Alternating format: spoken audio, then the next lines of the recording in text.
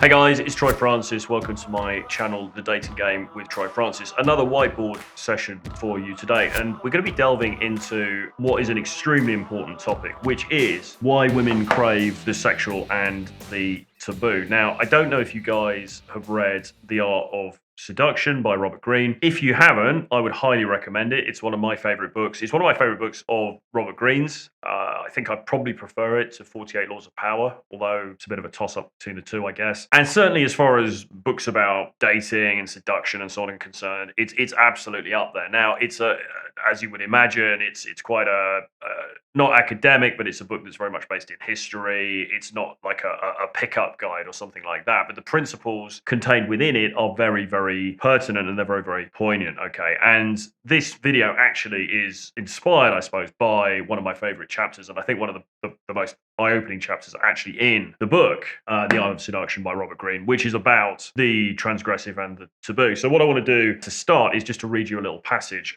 from that book, because this is really, really key. I couldn't write it all on the board, and you wouldn't read my writing anyway. What he says is this. This is from the intro from this chapter. There are always social limits on what one can do. Some of these, the most elemental taboos, go back centuries. Others are more superficial, simply defining polite and acceptable behavior, okay? Making your targets feel that you are leading them past that kind of limit is immensely seductive. People yearn to explore their dark side. Not everything in romantic love is supposed to be tender and soft. Hint that you have a cruel, even sadistic streak. You do not respect age differences, marriage vows, family ties. Once the desire to transgress draws your targets to you, it will be hard for them to stop. Take them further than they imagine. The shared feeling of guilt and complicity will create a powerful bond. And that's, as I say, The Art of Seduction by Robert Greene. Okay, so I would encourage you to check out that book. Interesting stuff. Pretty near the knuckle, a little bit of that, isn't it? But I think what he's saying is absolutely true. And this is something, once again,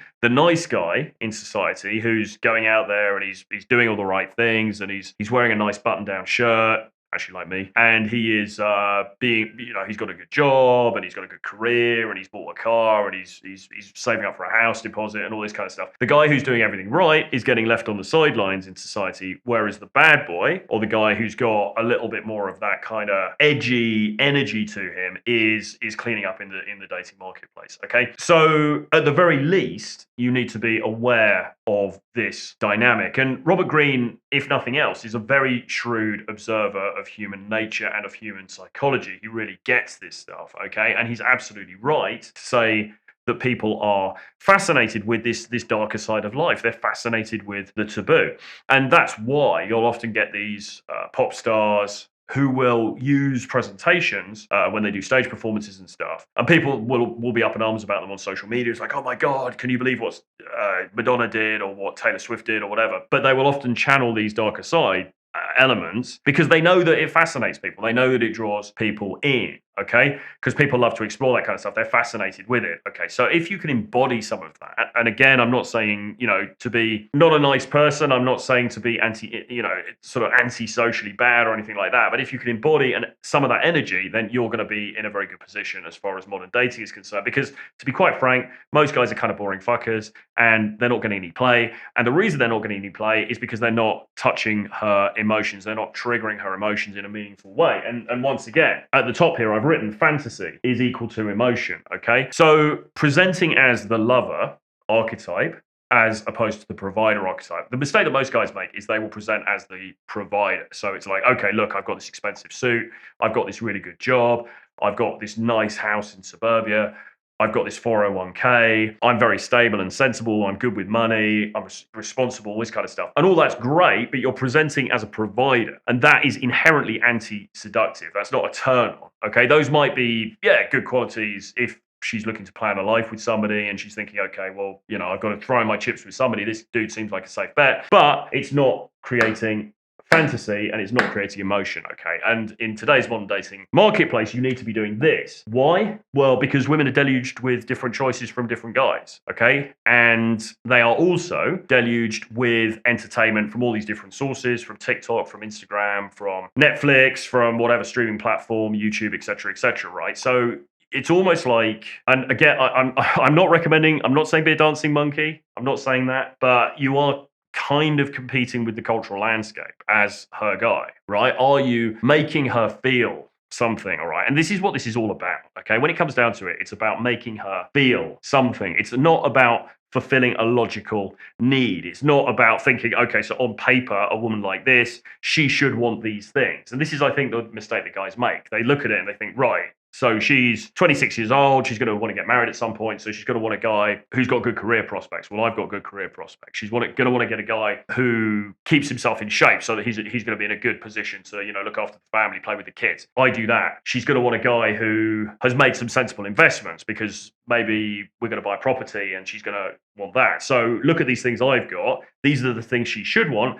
Therefore, she should want me. But that's the wrong way of thinking about it, because women do not operate in that manner. They don't operate in that logical manner. They operate based on emotion, okay? And if you're not triggering emotion, then a lot of the time, not all the time, but a lot of the time, you're going to lose out. Or at least, she may date you for a while, but then she's like, this guy's a bit fucking boring. I'm not really feeling this. This doofus over here, meanwhile, who's sleeping on the mattress, but he's got that bad boy energy. He's got that kind of riz. He's got that charisma. There's something about him. I think I'll go and sleep with him instead, okay? And that's not the position you want to be in. So you need to know about these dynamics. Think about, if you don't believe me, think about 50 Shades of Grey. 50 Shades of Grey, for a start, it was the fastest selling paperback of all time in the UK, all right? Fastest selling paperback of all time in the United Kingdom. I mean, that's quite an achievement, right? They have sold 150 million copies of it worldwide. That figure is from a few years ago. It's probably even higher now, but I mean, nevertheless, 150 million copies worldwide. It's been translated into 52 languages. All right, so we're not just talking about women in America, women in England, women in Australia or whatever. 52 different languages, 150 million copies sold. What is 50 Shades of Grey about? It's about a guy who, yes, he's a billionaire, but he has an S&M relationship with this young woman. He leads her into a world of fantasy and of, you could argue, humiliation and of perverted sexual practices that are incredibly exciting to a lot of women, okay? Because this 150 million people, how many of them were dudes? Not that many, okay? So women went absolutely nuts for this book, which is basically a book about an S&M relationship, okay? You may have seen the movies. I've seen the first one. I think there's a bunch of the movies, I think. I saw the first one with a girlfriend. Yeah, I haven't read the book, actually, but I've read elements of it. I know what the vibe is. Women absolutely ate this stuff up, okay? It's not a coincidence. It wasn't just this freak occurrence. It clearly fulfilled a need of some kind, or it fulfilled some sort of fantasy, that word again, that these women were having, all right? And it fulfilled it on a very wide scale. And even now, I mean, this was quite a long time ago when this came out, but even now, you talk to younger women and they know about it, they've seen the movie, they will reference it sometimes, they'll talk about Christian Grey, they think the whole thing is quite sexy. And increasingly, you meet women who, they've just got this women are much more sexual than men. And I don't mean that in the sense of wanting to do it necessarily, because the counter argument to that is always, well, yeah, but men have got 17 times the amount of testosterone that women do, so therefore men are more sexually motivated than women. And I hear that. I get that argument. And certainly, yes, men are much more motivated for the most part to go out and, try to have sex because they're driven to by that hormonal impetus that they have. But the depth and the kind of richness of female sexuality and female sexual fantasy really, I think, is beyond what most men have. I think most men, they want to get laid, they want to meet an attractive girl, they want to have a nice evening with her, have sex, and probably roll over and fall asleep, and that's kind of it. Whereas women, it's all about, it's all this crazy, there's so much fantasy, there's all of this 50 Shades stuff, there's all of the sort of the BDSM type aspect to it, the fetishy stuff, and even women who are relatively vanilla, let's say, they still love all of this kind of thing, all right? I mean, there's obviously varying degrees of this. I mean, there are women who are very, very into that whole scene, and they're going to take it to an extreme, but there are also women who are on very much more on the quote-unquote good girl side of things, but even they will like a little bit of play, right? They might like a little bit of spanking, they might like handcuffs, they might like just blindfolds, just little aspects of this kind of thing, okay? Like the taboo, because it signals the taboo. It signals something that's a bit naughty, okay? And in many cases, the more of a ostensibly good girl she is, the more attracted she is by this slightly darker side of things, because it is an escape from her normal persona. And a lot of the time, I think that humans in general, we often feel like we've been pigeonholed, either by ourselves or by our families or our friend groups or our religion or whatever it is. And there's often a temptation to kind of break out of that and do the opposite or do something very different, even if for periods of time. And certainly I've met women who have been quite religious, right? And yet they've also had this other side to them where they've wanted to explore some of this kind of stuff because it's just very, very different from the way they've been brought up and probably the image that they've had of themselves. And I think often it's very tempting for us to just want to break away from that and do something else. Now, if you're the kind of guy, if you're presenting as the lover guy, the sexual kind of dude who's able to facilitate that, who's able to facilitate this fantasy, then you're going to stand in very good stead. Okay. If you are the Ned Flanders type, who's the sensible, reliable member of the community, pillar of the community, who doesn't want to do any of that naughty stuff over there, you're not exactly going to be setting a world on fire. And remember, you might say, well, not all women are like that, but clearly a lot of them are. So you need to bear this in mind. Fundamentally, right? You need to get comfortable being a sexual person, okay? Being a sexual being. There are experts who can teach this stuff. What we find is a lot of guys who come for coaching have what you might call sexual shame, okay? So for some reason, it might be something to do with their upbringing or their religion or beliefs that they developed around sex when they were younger or a formative experience, whatever it is, right? They feel a degree of shame around that as a topic. And furthermore, there's also, of course, there's the issue of rejection. Because if you are sitting with a girl and you kind of make it clear in some way that you're attracted to her, then she then has the power to reject you. And that can be painful because I've been sexually rejected. That's a bad thing. Guys will seek to avoid that. And on top of that, there's also, I guess, increasingly the political correctness around that. And guys are thinking, well, I don't want to overstep the line because I don't want her to, I don't want to get into trouble. I don't want her to think badly of me or whatever. So there are various forces that are kind of working against guys in this area. But the truth of the matter is, the more comfortable you can be with just being a sexual person, and it's not about doing anything crazy, it's not about doing some nutty thing on the date or just the extremes of this kind of stuff. It's just like, look, I'm a guy, you're a woman. You're not going to say this, but this is the underlying implication. I'm a guy, you're a woman, you're attractive. This is the underlying dynamic here. Okay. Now, if it turns out she's not interested or she doesn't want to go there with you, that's absolutely fine. It's on to the next one, right? But you need to own that and you need to be comfortable owning that. And it comes through in so many different ways. It's about what you say to some extent, but it's also about your eye contact. It's about your body language. It's about the use of touch, delicate use of touch, not inappropriate touch. I mean, just like,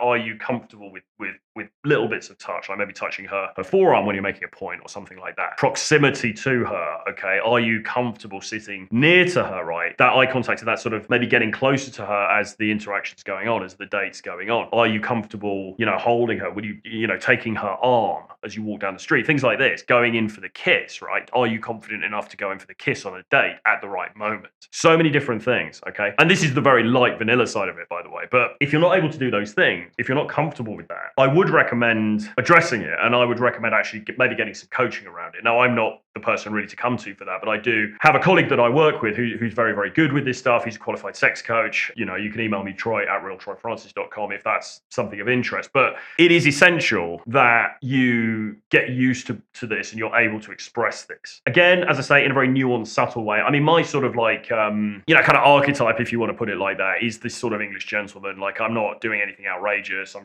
dressing kind of smartly. I'm being ostensibly quite gentlemanly, but I like to have that glint in the eye. There's that sense that, okay, but underneath, there's this physical side. There's this animalistic side, if you like, or sexual side. Okay, that's what you want to be communicating. And if you're not communicating that, and I feel like a lot of guys that we coach aren't, because they are repressed. All right. And they're on top of that, they're maybe a bit dorky in the nicest possible way. They're quite analytical. They're quite in their head. Women then will tend to close off. Okay. So what will happen in a date situation, or even when you approach or when you first meet her at the bar or the club or whatever, is that if you present as that guy who is the sexualized dude, you are a bit more of the Christian Grey archetype, she is likely to meet you halfway. Okay. She's going to be like, okay, he's one of those kind of guys. He's one of those player kind of guys. He knows what he's doing. He's done this before. He's been pre-selected by women. He's a sexy guy. He's a sex-worthy guy. Okay. If she likes you, there's some attraction there. She's going to respond in kind. all right? If you present as being this very repressed, uptight, sensible, not physical, not sexual person, she's going to reflect that energy back to you as well. And what that means is, at minimum, you're going to probably have to go on about 15 dates with her before anything moves forward. And worst case scenario, she's just going to reject you because it's going to be like, again, you know, women hate feeling awkward. And it's like, if I go on a date with this dude, he's going to be so awkward. She doesn't want to have to do the work. She doesn't want to have to be the one who initiates. She's gonna be like, fuck, this guy's going to be so awkward. He's not going to do anything. He's not going to, and she's going to push you to one side. And this will happen. This will happen even with dudes who are decent looking. Okay, and people will disagree. There'll be people who disagree in the comments, but I know this is a fact because I have clients who are very good looking guys, and this is happening to them. They're going on dates, and nothing's transpiring as a result, and it's because they're not comfortable with the sexual side of things. They're not comfortable expressing the sexual and the taboo, okay? Demonstrate the taboo side. Well, look, I mean, it's up to you where you go with that, okay? I'm not suggesting you go down to the local sex shop and buy a load of whips and chains and things like that. It's entirely up to you, the degree to which you want to explore that side of things, if at all. You don't have to, okay?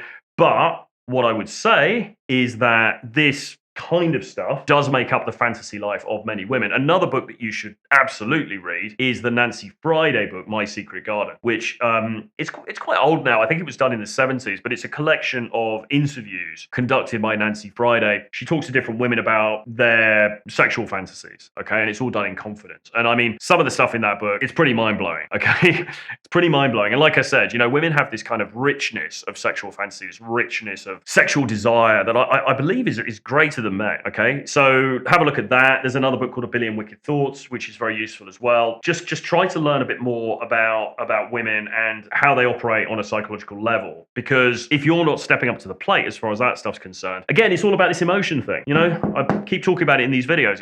Are you triggering? Are you making her feel something or not, okay? The guy who presents sexually is going to make her feel something. The guy who doesn't, then it's a bit of a sort of, okay, well, then she's basically assessing you on different criteria. Then it's like, well, okay, how good looking is he? What kind of jobs he got? What kind of earning potential has he got? But she's then effectively sizing you up as a potential boyfriend. And as I've said before, in a way, that's harder. It's harder to pass those tests than it is to pass the test of being the F-boy, because the F-boy actually can get onto the radar quite quickly. And then he can translate from being the F-boy into the more stable boyfriend, if that's what you're looking for with that particular girl. Yeah, you know, be her fantasy, okay? Look, I mean, once again, I'm not talking about being a dancing monkey. I'm not encouraging you to, you know, to be some entertainer. That's not your role here. But at the same time, you have to recognize that because the dating scene is no longer predicated on women having to look for a male provider because that's going to be how they survive, it's predicated basically on fun and emotion and frothiness and sexiness and good fear, having a good time and drama and passion and all of that stuff. Are you bringing that or not? And if you're not bringing that, and most of you guys aren't, to be frank, then